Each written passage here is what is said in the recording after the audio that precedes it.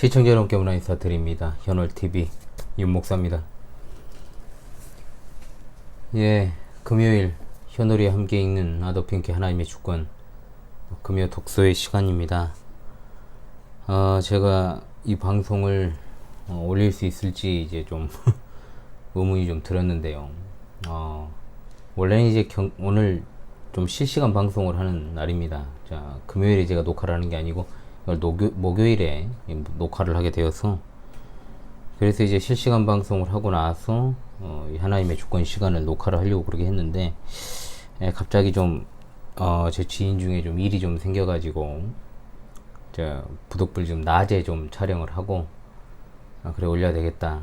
원래는 이제 좀 내일 오전 방송을 좀 쉴까 이렇게 생각을 하다가, 그래도 좀 어머니가 오셔서 지금 시은이를 좀 봐주고 계셔가지고 제가 막간을 이용해가지고 하나님의 주권 읽기를 계속해서 진행을 하고요. 그리고 금요일 이제 저녁 9시에 실시간 방송 진행하고, 그것도 이제 좀 할까 말까 고민을 했습니다. 그래도 계속해서 공지를 했고 또 해야 된다라고 제가 말씀을 드렸는데, 제가 또 저 일신상의 이유로 그것을 생략하는 것도 웃기고 해서 그대로 진행을 하고요. 또 내일 저녁 경건에도 그대로 진행을 하도록 하겠습니다. 자, 그래서 지난 시간에는 제가 6기에서의 하나님의 주권에 관한 하나님의 말씀 가운데 로마서 9장 19절로 이하 말씀을 통해서 그 강서를 좀 하면서 6기에 대해서 좀 살폈죠. 그러면서 책을 이제 정착 읽지를 못했습니다. 그래서 오늘은 이제 6기에 관한 하나님의 주권 이 책의 내용을 갖다가 처음 부분부터 끝까지 이제 다 읽고 이렇게 좀 마무리를 하는 시간을 갖겠습니다. 그때 우리가 어디까지 읽었냐면 142페이지 로마서 9장 18절 분석 바로 앞까지 읽었고, 그리고 이제 오늘 끝까지 읽은다 하면은 168페이지까지 이제 읽게 되겠습니다. 그래서 오늘은 특별하게 제가 부연 설명 없이 읽으면서 중요한 부분 밑줄 하고 또 간략하게 언급하는 정도로 그렇게 하면서 오늘은 읽는데 좀 치중을 해서 오늘 6기에서의 하나님의 주권 시간을 마무리하도록 그렇게 하겠습니다. 갈 길이 멀지만 그래도 정말로 중요한 교리이기 때문에 새삼 재차 반복해도 뭐 지나치지 않다라고 생각을 합니다.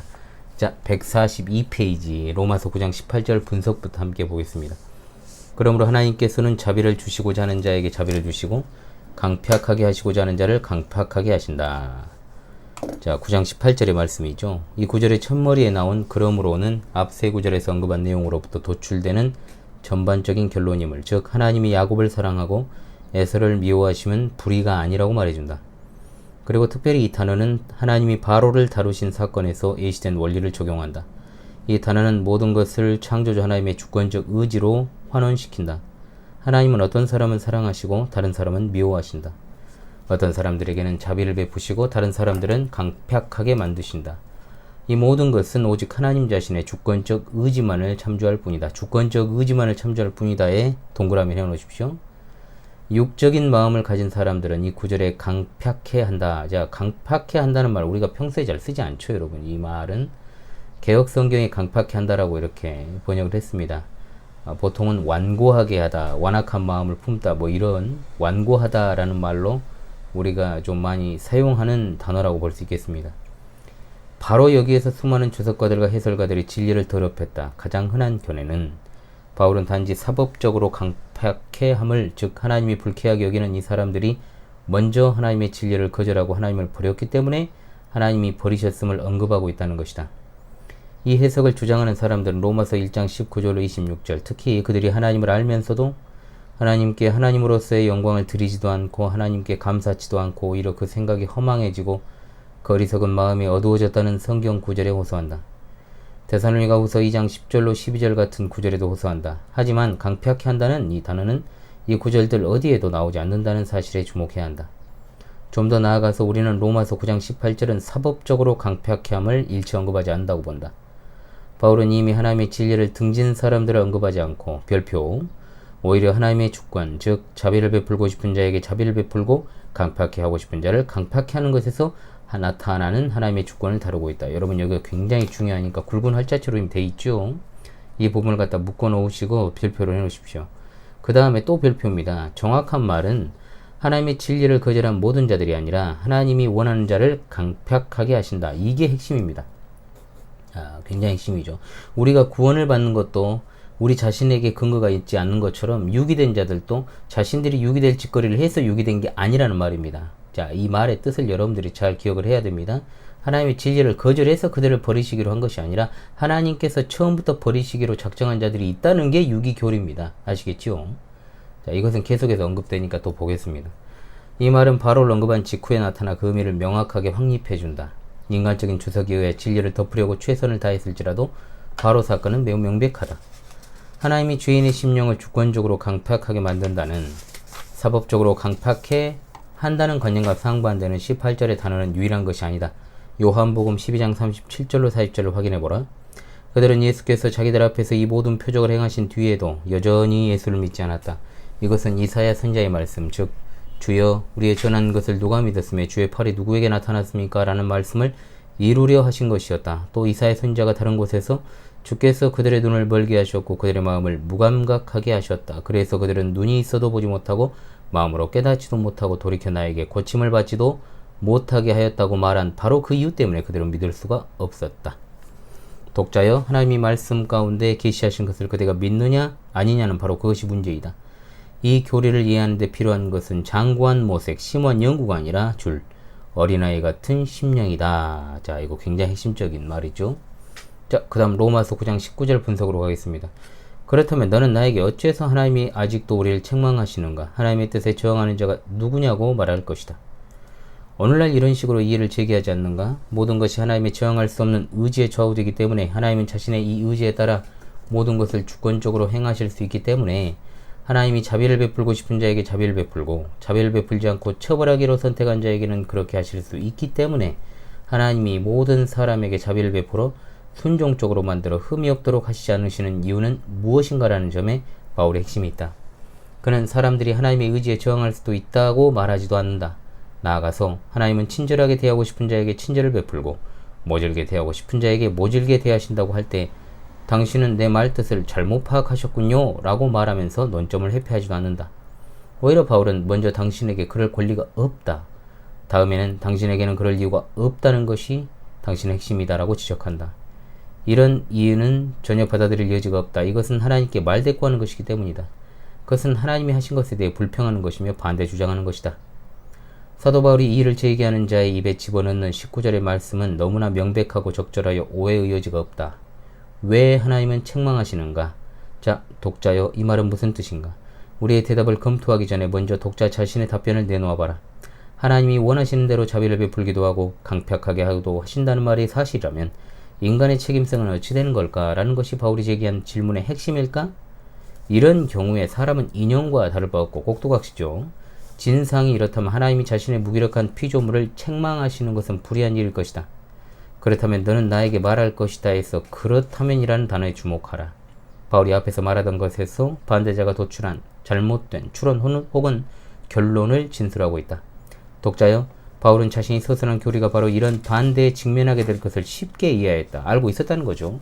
우리가 이 책 전체를 관통하여 제시한 것이 적어도 어떤 사람들, 가로 열고 하나님의 은혜에 의하여 그 육적인 마음이 억제되지 않은 모든 사람들, 가로 닫고에게서 동일한 반대를 불러일으키지 않다면 우리는 로마서 9장이 가르치는 그 교리를 제시하지 않았기 때문이든지 인간의 본성이 바울 시대 이후에 변화를 일으켰기 때문이든지임에 틀림없다.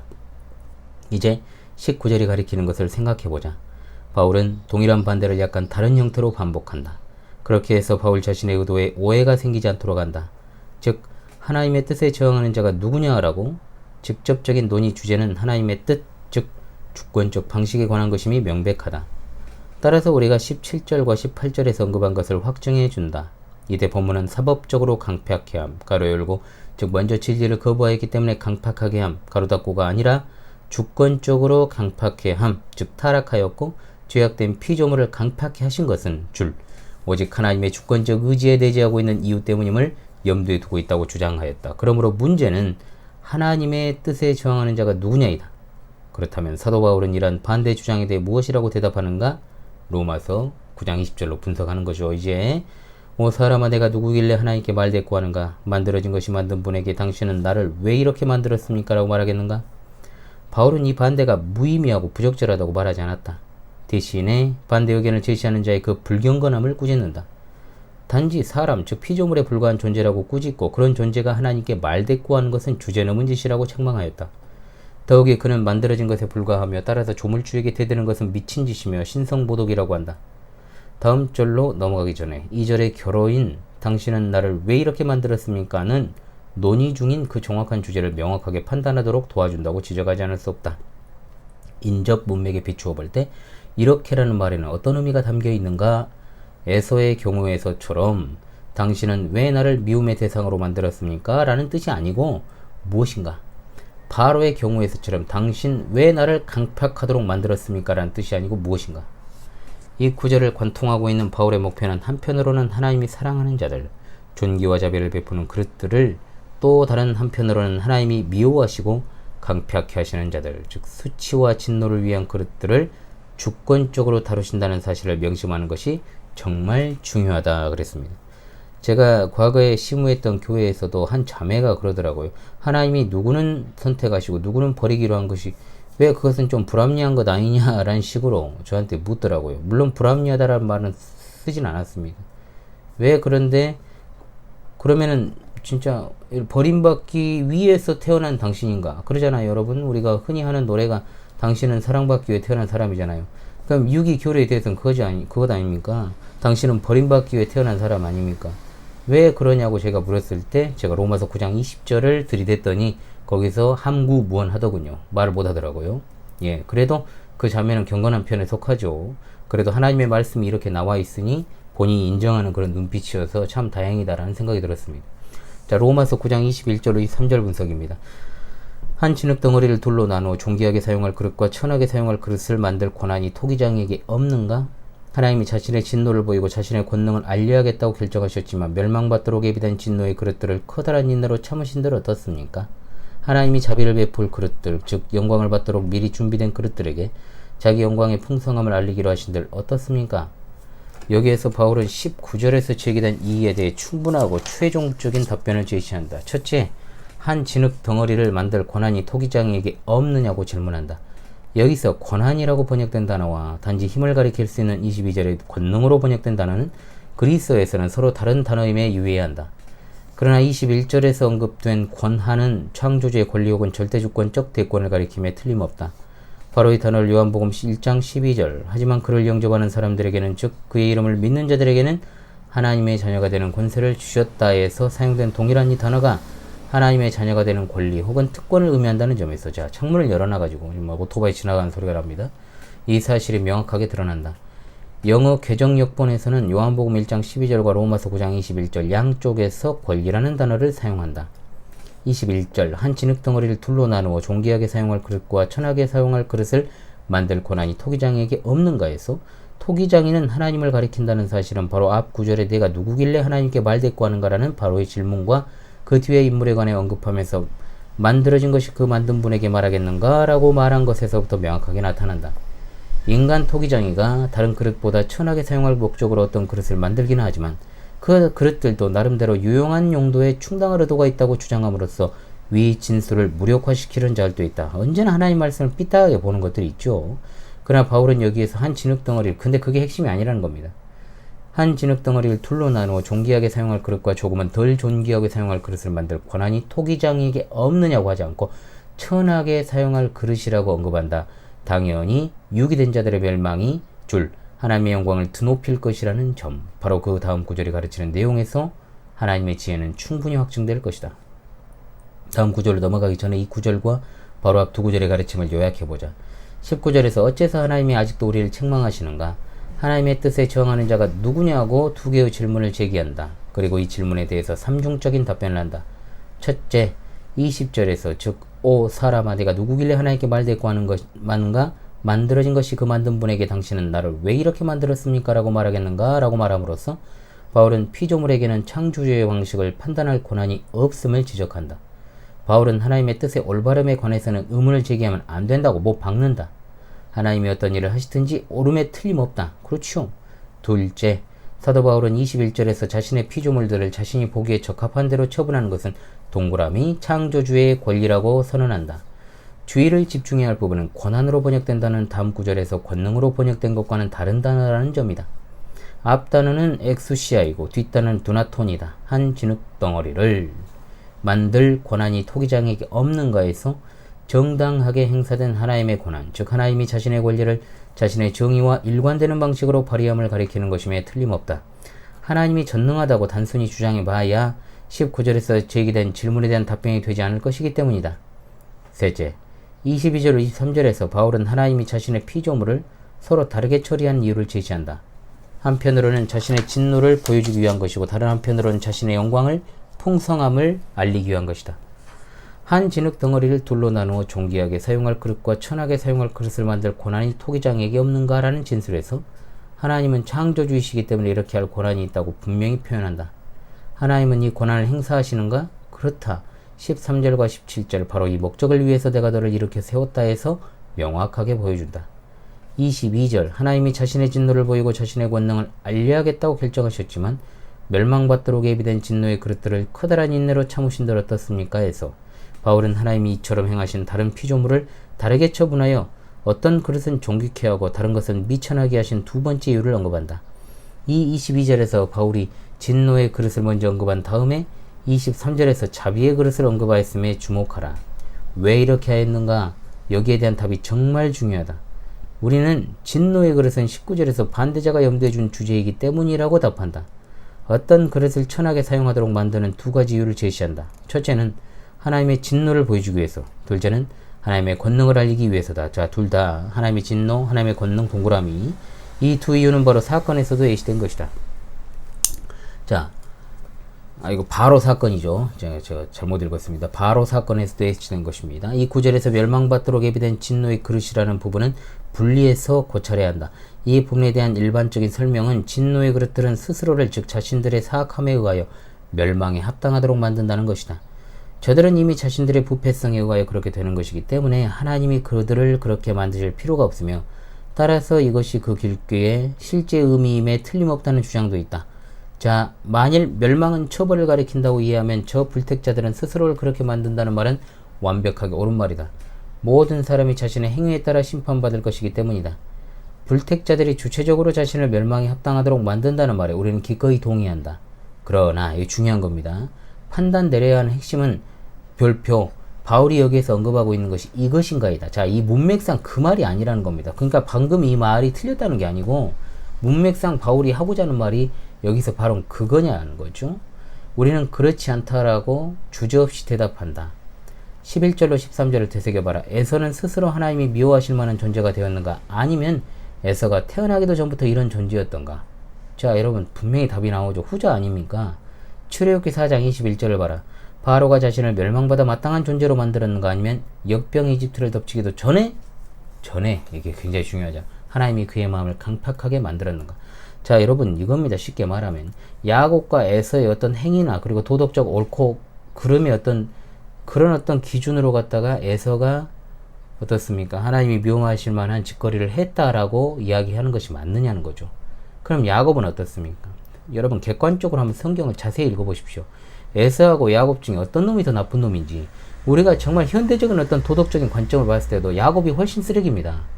이걸 알아야 됩니다. 그런데 우리는 이미 어떤 결론부터 내고 성경을 보기 때문에 에서와 야곱의 그 문맥 그리고 그것을 통해서 하나님께서 가르쳐 주시고자 하는 선택과 유기의 교리를 생각하기보다는 어떤 도덕적인 관점에서 에서와 야곱의 행동을 판단하기 때문에 당연히 버림받은 에서는 버림받을 짓거리를 했다라는 식으로 우리가 해석을 내놓는 것이고 야곱은 그렇지 않다라고 생각하는 것이죠. 그러나 여러분 만약에 그런 판단 기준으로 성경을 봤을 때는 야곱이 훨씬 더 쓰레기이기 때문에 그가 버림받아야 될 이유가 되는 것입니까? 그럼 이것은 선택과 유기교리가 어그러지는 결과를 낳게 된다는 것이죠. 성경에서는 그렇게 말하고 있지 않다는 겁니다. 그리고 이 본문도 마찬가지입니다. 로마서 9장 22절은 분명히 21절과 22절의 사상적 연속성이 있으며 20절의 질문에 대한 바울의 답변의 일부이다.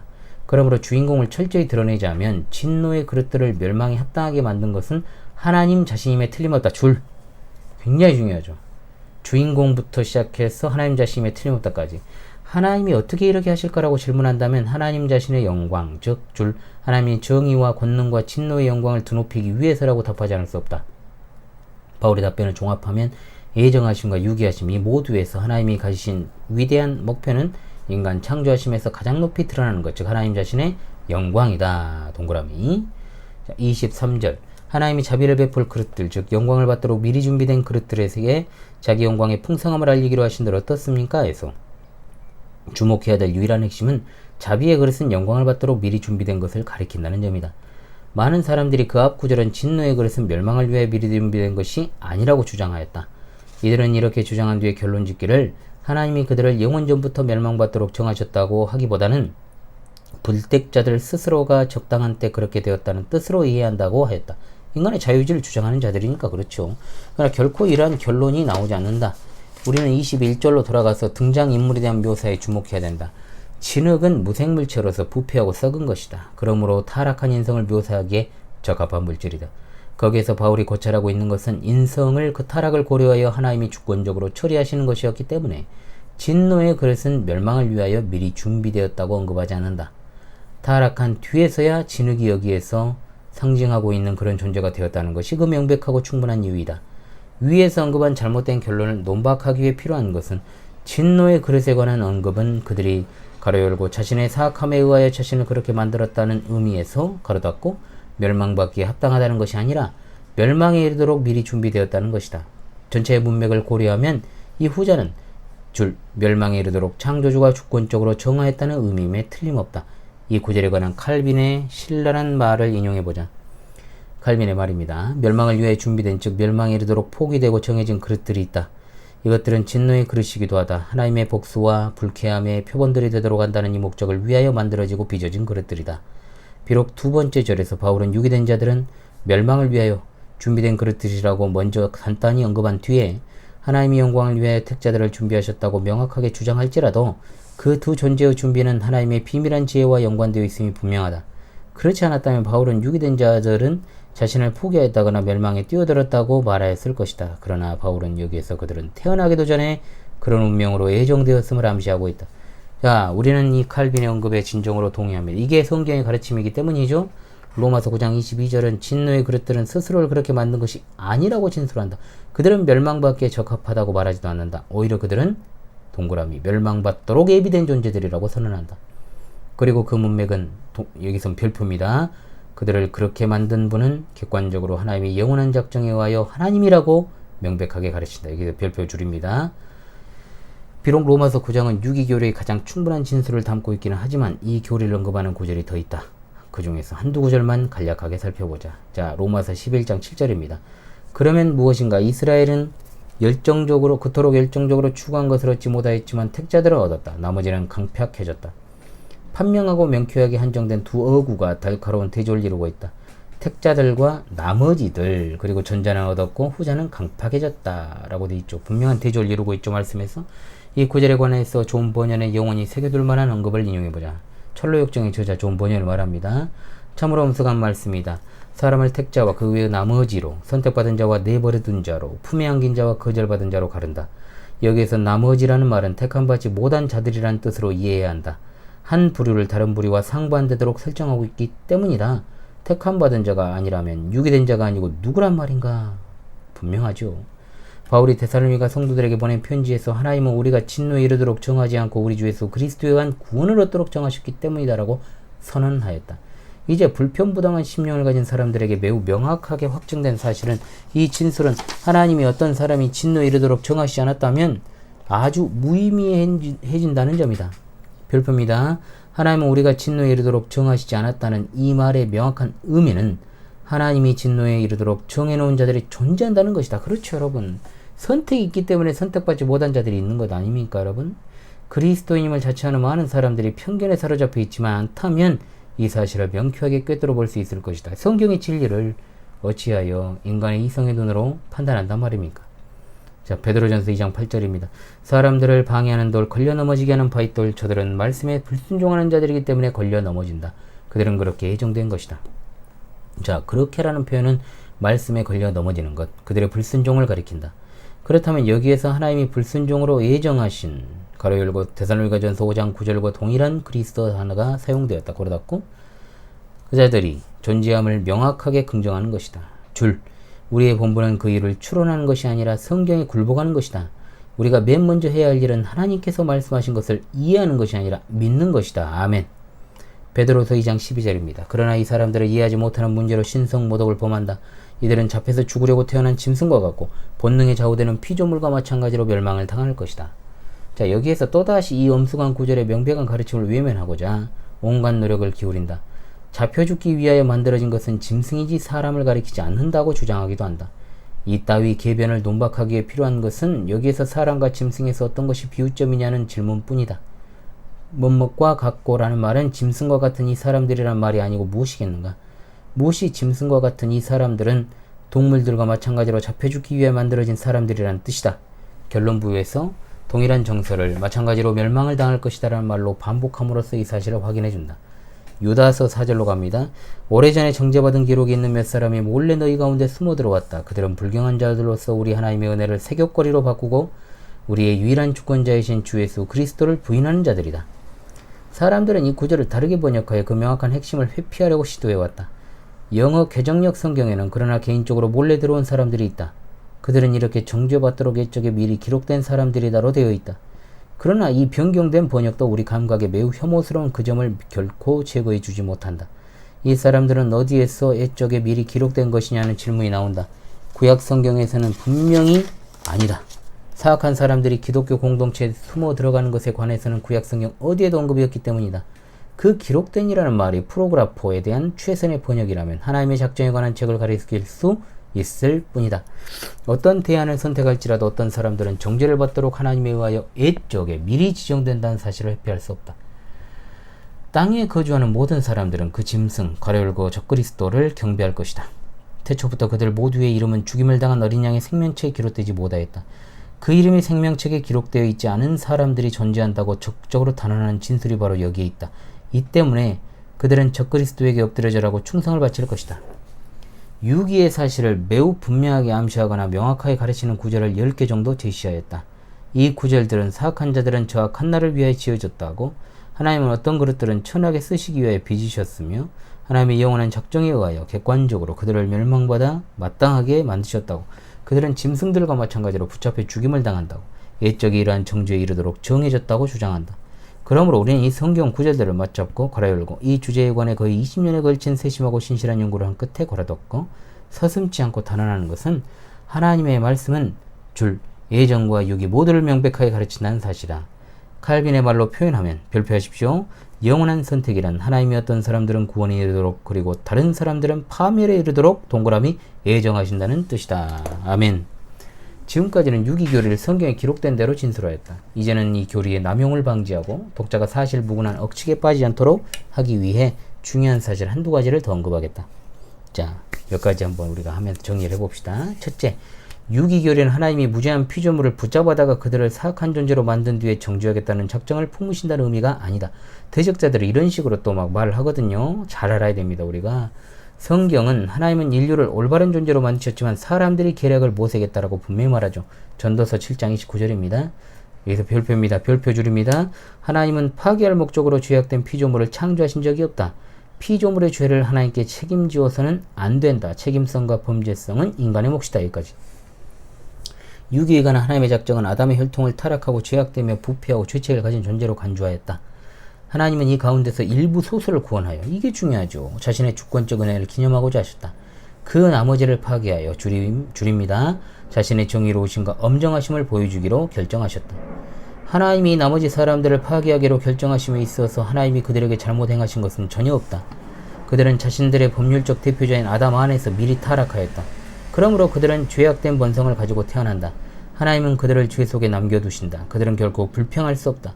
이것은 그들이 원하는 대로이며 그들은 결코 거룩을 갈망하지 않는다. 하나님이 그들은 빛보다 어둠을 사랑한다. 하나님이 그들 자신의 고집대로 그냥 내버려 두어 자기 마음대로 가도록 하신들 어디에 부정의가 있는가? 차가 엄청 세게 다니네요. 30km 생활도로에서 왜 저렇게 빨리 다니는 사람 이해가 안 됩니다. 예, 이걸 갖다가 신학적 용어로 뭐라 그럽니까? 간과라 그럽니다. 여러분 써놓으십시오. 여기다 간과 중요합니다. 둘째, 유기교리는 구원을 열렬히 추구하는 자들을 하나님이 구원하지 않기로 하신다는 의미가 아니다. 또 이런 식으로 주장하는 자들이 있어요. 매사에 삐딱한 자들은. 유기된 자들은 그 세 주를 갈망하는 마음이 전혀 없다는 것이 진상이다.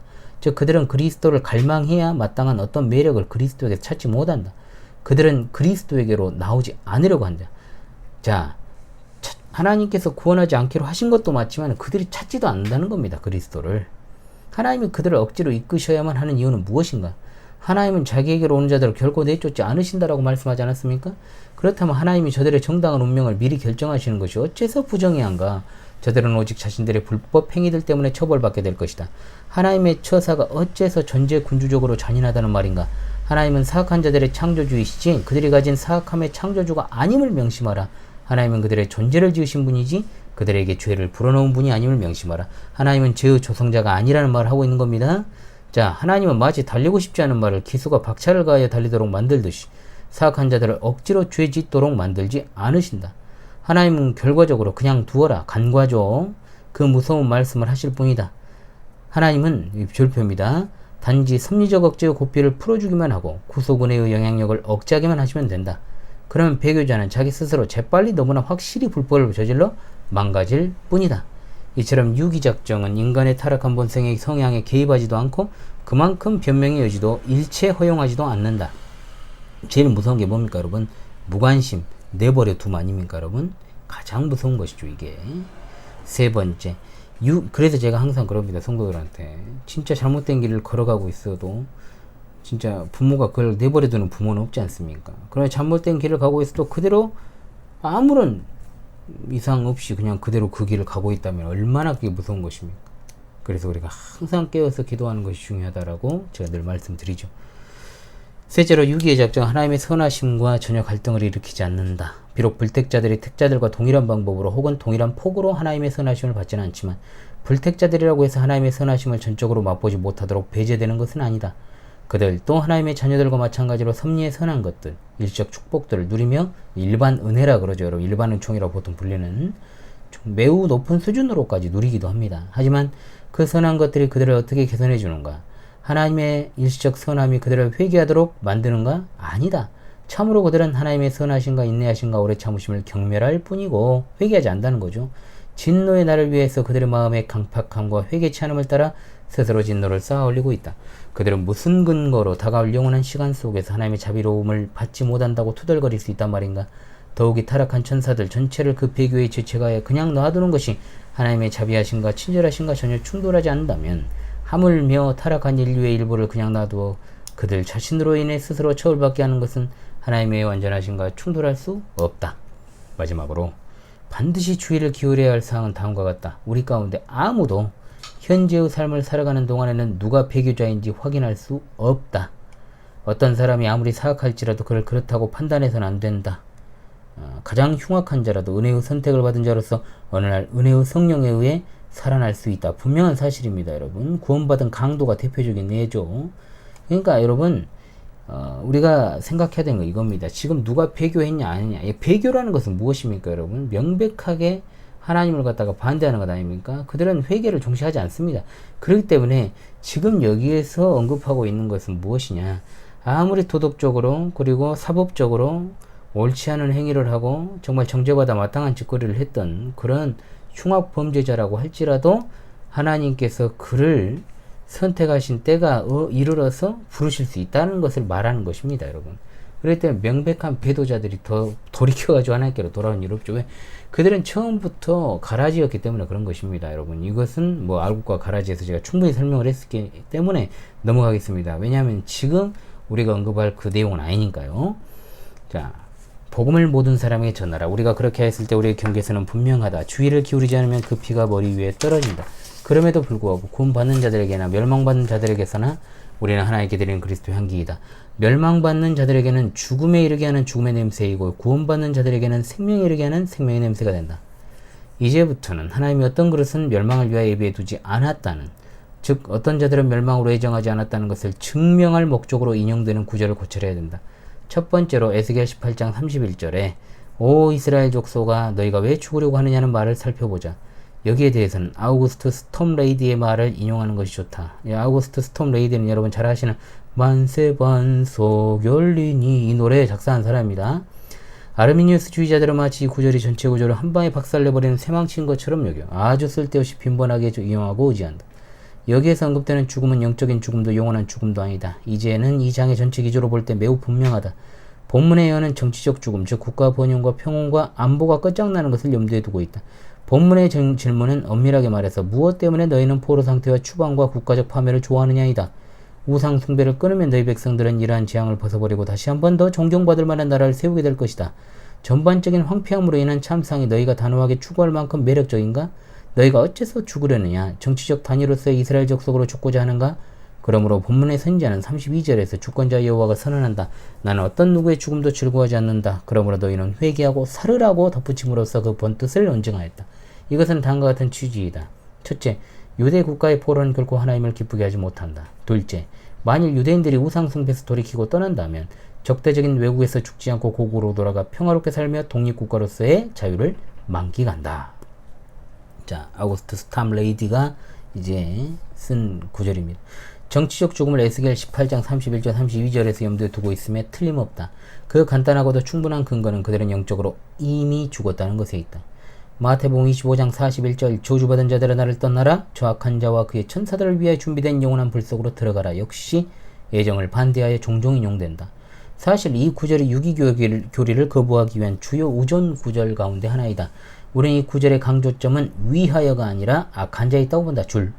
그러므로 이 구절은 문맥을 고려하면 멸망받는 자들을 기다리고 있는 심판의 혹독함에 관해 진술하고 있다. 다른 말로 하면 그 주체들이라기보다는 영원한 불의 그 무시무시함을 표현하고 있다. 자, 만일 저 악한 자와 그 천사들을 위해 준비된 불이라면 그 얼마나 견딜 수 없는 것일까? 저주받은 자들이 던져 넣어질 저 영원한 형벌 장소는 하나님의 가장 큰 원수가 고통받는 바로 그곳이라면 그곳은 얼마나 무시무시한 곳이겠는가? 즉 만약 하나님이 단지 어떤 사람들만을 구원으로 선택하셨다면 하나님이 모든 곳에 있는 모든 사람들에게 회개하라고 명령하신다고 말하는 이유는 무엇인가? 하나님이 모든 사람들에게 회개하라고 명령하신다는 것은 세상의 도덕적 통치자로서의 하나님의 올바른 주장을 강력하게 제기하는 것일 뿐이다. 모든 곳에 있는 모든 사람들이 하나님을 반대하여 죄 짓는 것을 볼 때 하나님이 어떻게 그 이하의 일을 하실 수 있을까? 더욱이 하나님이 모든 곳에 있는 모든 사람들에게 회개하라고 명령하는 것은 피조물의 책임이 동그라미 보편적임을 주장하는 것이다. 그러나 이 성경 구절은 모든 곳에 있는 모든 사람들에게 회개를 주시는 것이 하나님의 기쁨이라고 선언하지 않는가? 여기다 줄 해놓으십시오. 사도 바울은 하나님이 모든 곳에 있는 모든 사람들에게 회개를 주시지 않는다고 믿었다는 사실은 디모데후서 2장 25절에 반대하는 자들을 혹시 하나님이 그들에게 회개를 주어 진리를 알도록 이끌어 주시지 않을까 하는 희망을 가지고 온유하게 가르쳐야 한다는 말씀에서 분명하게 드러난다. 만약 하나님이 단지 일부만을 영생으로 정해놓았다면 하나님은 모든 사람이 다 구원을 얻고 진리를 알게 되기 원하신다는 말이 성경에 있는 까닭은 무엇인가라고 사람들이 묻는다. 그렇죠 여러분? 모든이란 말, 다라는 말. 여기에서 사용된 별표하십시오. 여기 모든 사람과 다라는 단어는 세상이란 단어와 마찬가지로 일반적이고 상대적 의미로 사용되는 경우가 있다. 한정적 용법이라는 거예요. 마가복음 1장 5절, 요한복음 6장 45절, 8장 2절, 사도행전 21장 28절, 22장 15절, 고린도서 3장 2절 등의 구절을 세심하게 검토하면 우리 주장에 대한 충분한 근거를 발견할 것이다. 디모데전서 2장 4절에 따르면 제전 튤립 교회도 이거 말했습니다. 여러분, 하나님이 전 인류의 구원을 의지하신다거나 그렇지 않으면 모든 인류가 구원받을 것이라고 가르칠 리가 없다. 하나님은 마음이 한결 같으신데 누가 그 마음을 돌릴 수 있는가? 하나님은 자신이 원하시는 바로 그것을 행하신다. 하나님은 사람을 차별하지 않는 분이라고 성경이 거듭해서 선언하지 않는가? 라는 질문도 받는다. 우리는 이 질문에 대해 그것은 분명 맞는 말이며 하나님의 선택 은혜가 그 사실을 입증해 준다고 대답한다. 이세요 일곱 아들들은 다윗보다 나이가 많고 신체적으로 우월하였지만 지나치셨고 양치기 소년을 이스라엘의 왕자에까지 높이셨다. 서기관들과 율법사들을 번쩍도 하지 않고 지나치셨지만 무식한 어부들을 골라 어린 양의 사도로 삼으셨다. 그랬지요? 지혜롭고 명철한 자들에게는 하나님의 진리를 숨기신 대신에 어린아이들에게는 드러내신다. 현명하고 고귀한 대다수 인사들을 무시하시는 반면에 약한 자들과 미천한 자들과 절망에 사로잡힌 자들을 불러 구원을 주신다. 창기들과 세리들을 따뜻하게 이끌어 복음잔치에 참여하게 하시는 반면에 스스로 쌓은 의가 많은 바리새인들은 그들 자신의 무음한 도덕성에 빠져 죽게 하신다. 참으로 하나님은 사람을 참작하지 않으신다. 그렇지 않았다면 하나님은 나를 구원하시지 않았을 것이다. 유기교리는 육적인 사람에게는 난해한 말임을 기꺼이 인정한다. 그렇죠. 하지만 이 말이 영원한 형벌이라는 말보다 더 난해하겠는가? 성경에서 이것을 가르친다는 사실을 입증하려고 우리가 그토록 애썼던 것이다. 하나님의 말씀이니까요. 하나님의 말씀에 게시된 진리 중에서 우리가 골라내고 선별한 것이 아니다. 자신들의 판단력에 부합하는 교리들은 받아들이고 자신들이 충분히 이해하지 못하는 교리들은 거절하는 자들은 우리 주님의 통렬한 말씀을 기억해야 된다. 어리석은 자들아, 선자들이 말한 모든 것을 마음에 더디 믿는 자들아, 마음에 더디 믿기 때문에 어리석다. 머리가 둔해서가 아니라 마음에 더디기 때문이다. 칼빈의 말을 한 번 더 보아야겠다. 나는 이 자리에서 성경이 일체의 애매모호함 없이 가르치는 그런 것들을 언급하였기 때문에 하늘이 주신 그런 말씀들의 치욕으로 낙이 찍는데 주저하지 않는 자들은 자신들이 어떤 종류의 반대를 하고 있는지를 깨달아야 된다. 비록 그들이 겸양하다고 칭찬받기를 원하여 무지를 가장할지라도 내게는 다르게 보이는데 라든가 나는 이 주제에 관여하고 싶지 않다와 같은 시원찮은 말 한마디로 하나님의 권위에 도전하는 것보다 더 큰 자만이 있겠는가? 그러나 그들이 공공연하게 나서 책망을 한다면 그들이 하늘을 거슬리는 하찮은 시도를 통해 무엇을 얻을까? 사실상 그들의 심술은 전혀 새롭지 않다. 불경건하고 속된 자들, 이 교리에 대해 독살스럽게 반대하는 그런 무리들은 모든 세대에 존재하다. 지금도 그렇고요. 성령이 오래전에 다윗의 입술을 통해 하나님이 판단하실 때 흠이 없으시다고 선언하신 그 진리를 그들은 느껴야 한다. 다윗은 그들이 하찮은 존재에 불과하면서도 하나님께 덤벼들 뿐만 아니라 월권하여 하나님을 정죄함으로써 지나치게 주제넘는 짓을 하는 그런 자들은 미쳤다고 넌지시 시사하고 있다. 반면에 다윗은 하나님은 그들이 하늘에 대고 던지는 신성모독에 영향을 받는 분이 아니고 오히려 하나님은 중상모략을 안개처럼 흩어버리고 자신의 의로우심을 명약관화하게 펼치신다고 한다. 우리의 믿음 또한 하나님의 말씀에 기초를 두고 있고 모든 세상보다 높기 때문에 저 높은 곳에서 그러한 안개들을 결면적으로 내려다본다 했습니다. 자, 이 장을 마무리하면서 종교개혁 이후의 표준적 신학자들의 글 가운데 몇 가지를 인용하고자 한다. 아무리 존경스럽고 고고할지라도 인간적 권위에 호소하여 우리 자신의 주장을 뒷받침하기 위해서가 아니라 별표, 여기에서 우리가 개진한 교리는 20세기 신개발품이 아니며 후대의 이단 사설도 아니며 오히려 성경을 지극히 경건하고 학구적으로 연구한 많은 사람들이 명확하게 정리하고 공통적으로 가르쳐온 교리임을 보여주기 위해서이다. 이 교리에 대해서 이것은 여러분 하늘에서 뚝 떨어진 것이 아니라 하나님의 말씀의 교리다 이 말입니다. 그렇기 때문에 여러분 이후에 이 교리와 관련해서 했던 사람 자체는 여러분 검증이 필요한 자들이 있고 제가 실체를 알고 있는 자들이 있습니다.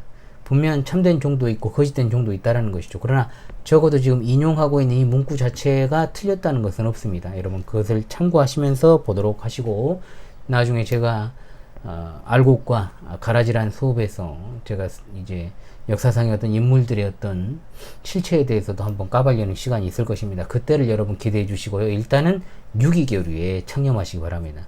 존 칼빈의 기독교 강요 1536년판 초판이죠. 제3권에서 영원한 선택 즉 하나님이 어떤 사람들은 구원으로 그리고 다른 사람들은 멸망으로 애정하심이라는 제목을 붙인 21장을 보면 우리가 하나님의 작정이라고 부르는 애정에 의하여 여기서부터는 여러분 별표를 해놓고 쭉 줄을 해놓으십시오. 하나님은 인류의 각 개인을 장차 어떻게 하실 것인지를 하나님 스스로 결정하셨다. 모든 사람이 비슷한 운명으로 피조된 것이 아니다. 일부의 사람들에게는 영생을 그리고 다른 사람들에게는 영원한 정죄를 주시기로 애정하셨다.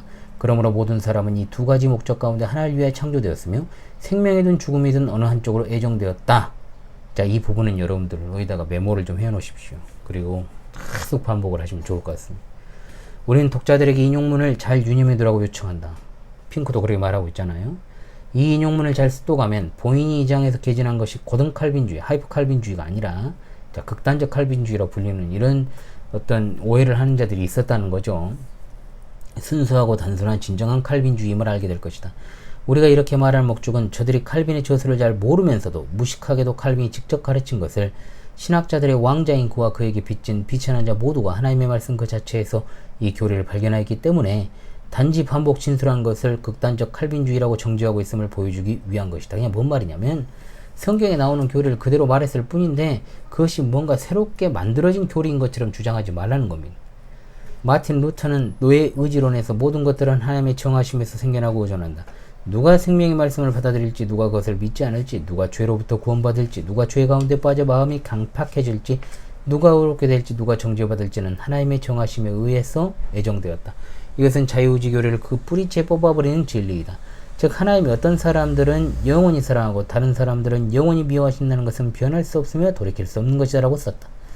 존 폭스는 영어로 된 가장 유명한 책인 순교자 열전에서 애정은 하나님이 영원히 작정하심을 가리키며 모든 사람에게 장차 닥치게 될 즉 구원으로 보낼지 아니면 정죄로 보낼지를 하나님 스스로 미리 목적을 세우시는 것이다 라고 썼다. 장로교 총회가 채택한 웨스트민스터 대의문답 하고 있잖아요. 제가 하나님은 영원 불변한 작정에 의하여 단지 하나님의 사랑으로 인해 하나님의 영광스러운 은혜를 찬양토록 하기 위해 적당한 때에 드러나도록 어떤 천사들을 영광으로 선택하셨다. 그리고 그리스도 안에서 어떤 사람들을 영원한 생명에 이르도록 선택하셨다. 그러한 수단에 의해 하나님의 주권적 권능에 따라 그렇게 하셨다.